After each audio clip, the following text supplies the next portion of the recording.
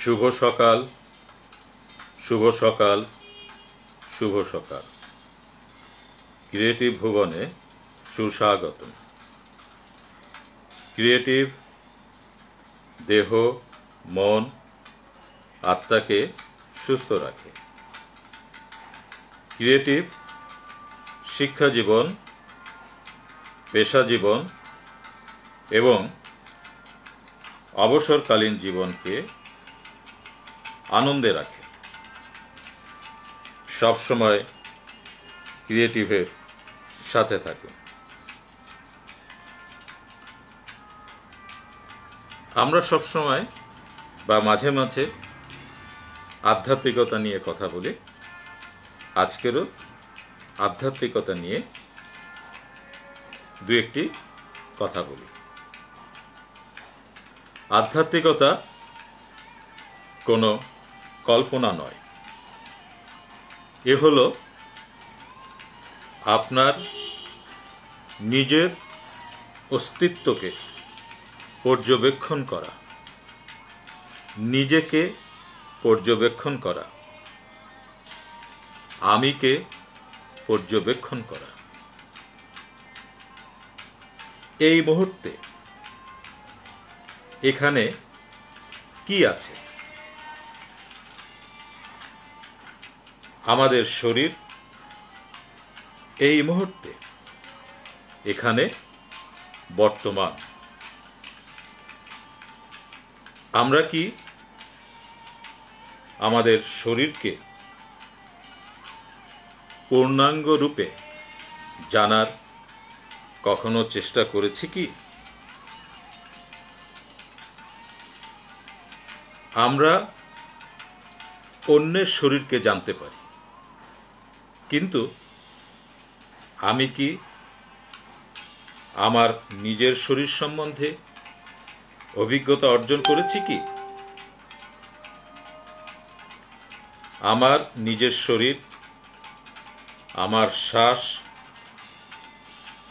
আমার মন, আবেগ এবং আমার জীবনের উৎসকে অনুভব করাই হলো ধ্যান, মেডিটেশন বা মোরাকাবা।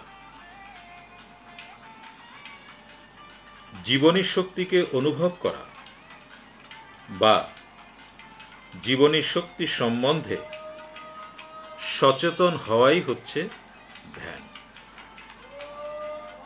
আর এটা চেষ্টা দ্বারা হয় না। এ এমন একটা ব্যাপার যা নিশ্চেষ্টভাবেই হয়, অর্থাৎ চেষ্টার বাইরে কিছু আপনাকে করতে হবে। আমি বলবো যে শরীর এবং মনের কাজ করা সম্পূর্ণ বিপরীত নিয়মে চলে। আমাদের ক্রিয়েটিভ মেডিটেশন ক্লাসে এ বিষয়ে বিস্তারিত আলোচনা করে থাকি।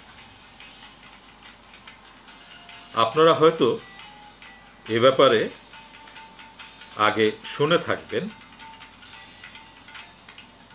মনের জগতে ক্রীড়াহীনতাই হলো চাবিকাঠি, শরীরের জগতে ক্রীড়াই হলো চাবিকাঠি। আপনি কোনো কিছুকে মনে আনতে পারবেন না যতক্ষণ আপনি তাকে মনে আনার চেষ্টা চালাচ্ছেন। যে মুহূর্তে আপনি নিজের চেষ্টা ছেড়ে দিবেন, তখনই আপনার স্মৃতিতে চলে আসবে। সৃজনশীলতা, বুদ্ধিমত্তা এবং স্মৃতি আমাদের এই সমস্ত বৃত্তিগুলির চেষ্টা ছাড়াই বিকশিত হয়। কিন্তু শরীর গঠন করার ক্ষেত্রে শরীরের বিকাশ তখনই সম্ভব যখনই আপনি নিজের জন্য, শরীরের জন্য সচেষ্ট হবেন। তখন আপনি ব্যায়ামাগারে যাবেন, পরিশ্রম করবেন, কারণ পরিশ্রম ছাড়া কিছু অর্জন হয় না। অথবা আজকের দিনে ঠিক উল্টোটাই হচ্ছে, পরিশ্রম না করলে কিছু কমছে না। আপনাকে যদি দেহের চর্বি কমাতে হয় তবে অবশ্যই পরিশ্রম করতে হবে। তাই কষ্ট বিনা কোনো কাজ হয় না।